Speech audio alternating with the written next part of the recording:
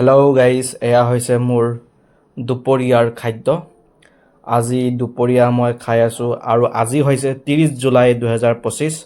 এয়া হৈছে ৰাইচ ভাত, প্ৰিমিয়াম কোৱালিটিৰ চাউল, জিৰা ৰাইচ, দালি আছে, দালি গৰম গৰম দালি, লগত আছে চয়াবিনৰ ভাজি, আৰু এয়া হৈছে কণী অমলেট। মই কণী খাই ভাল পাওঁ, চ' কণী মোক লাগিবই, আৰু লগত নেমু বাৰু পিছত লৈ ল'ম।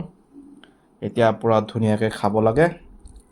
কেনেকৈ খাব লাগে মই কৈ আছোঁ। এয়া চোৱা, দালি আৰু ভাত এনেকৈ সানিছোঁ, দুই এটা চয়াবিনৰ টুকুৰা এনেকৈ লৈ খাই দিম।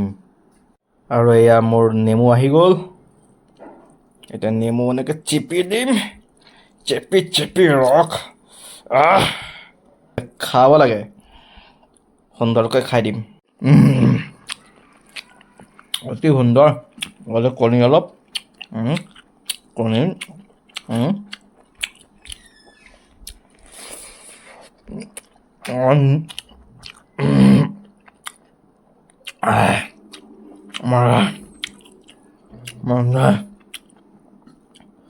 চয়াবিনৰ টুকুৰা উইথ এগ অমলেট।